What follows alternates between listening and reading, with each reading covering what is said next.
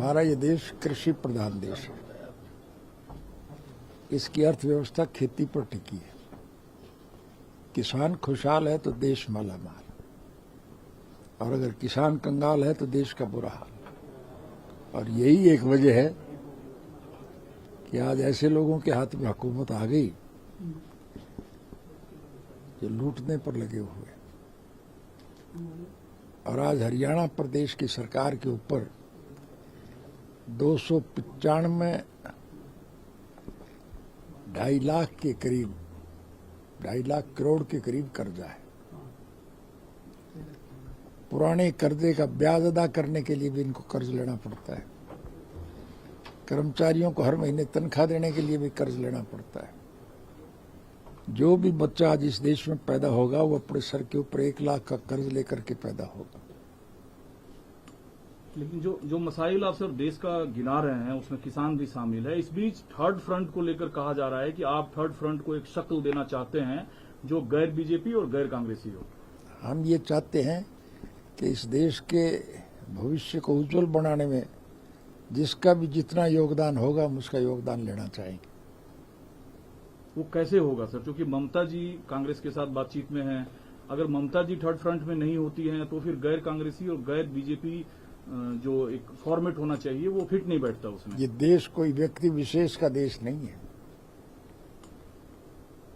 ये देश हिंदू, मुसलमान, सिख, ईसाई, क्रिश्चियन, हरिजन, बैकवर्ड, व्यापारी, कर्मचारी सबका देश। आप कोशिश करेंगे ममता जी हो, चंद्रबाबू नायडू हो, चाहे तमिलनाडु हो, चाहे तेलंगाना हो, यहाँ की जो पार्टियां हैं उनके प्रमुख नेताओं से बातचीत कर एक थर्ड फ्रंट को शक्ल दिया जाए लोकसभा चुनाव। जो भी इस भ्रष्ट और करप्ट सरकार का अंत करने में हमारा साथ देगा हम उसका साथ सहर्ष स्वीकार करेंगे। आप अगुवाई करेंगे उसकी? अगुवाई करने वाले तो बहुत लोग होंगे, लेकिन हम हरेक का साथ लेना चाहेंगे। लेकिन बिहार में जैसे नीतीश जी एनडीए के साथ हैं, लेकिन जेडीयू के कद्दावर नेता आपके इस मंच पर हैं, तो क्या माना जाए कि क्या जेडीयू भी आने वाले वक्त में थर्ड फ्रंट का हिस्सा हो सकती है? क्यों नहीं हो सकती? पहले नहीं थी क्या?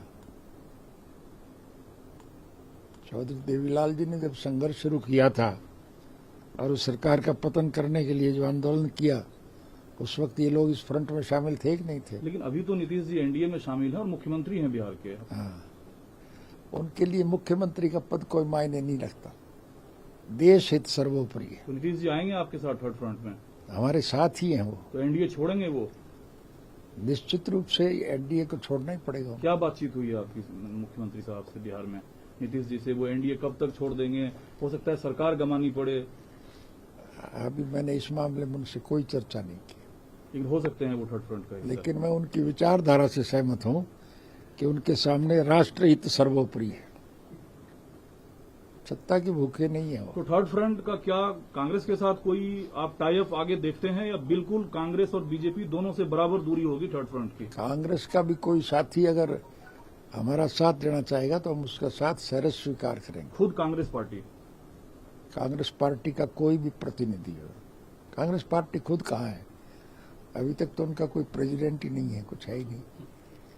लेकिन कांग्रेस ही कोई हमारे साथ देगा तो हम उसका साथ। लेकिन कांग्रेस तो कहती है कि अगुवाई हम करेंगे। जो खिलाफ जिस मोर्चेबंदी की बात हो रही है उसकी अगुवाई की वकालत हरदम कांग्रेस खुद करती है। आपके बगल के राज्य हरियाणा में आप जानते हुए भी गलत बात क्यों पूछ रहे हो? क्या फायदा इसका? कोई इसको आपको कुछ लाभ होता हो तो बताओ। आपके बगल के राज्य हरियाणा में जिस तरीके से कैप्टन साहब को मुख्यमंत्री, बगल का राज्य नहीं है, मेरा राज्य हरियाणा। पंजाब में कैप्टन साहब को हटाया गया, उससे उनमें खास नाराजगी है। उन्होंने कहा कि सिद्धू साहब खुद नेशनल सिक्योरिटी के लिए, राष्ट्रीय सुरक्षा के लिए खतरा है। आपको हरियाणा की बात करनी थी, किसान की बात करनी थी, कहाँ सारे देश की पॉलिटिक्स में चले गए।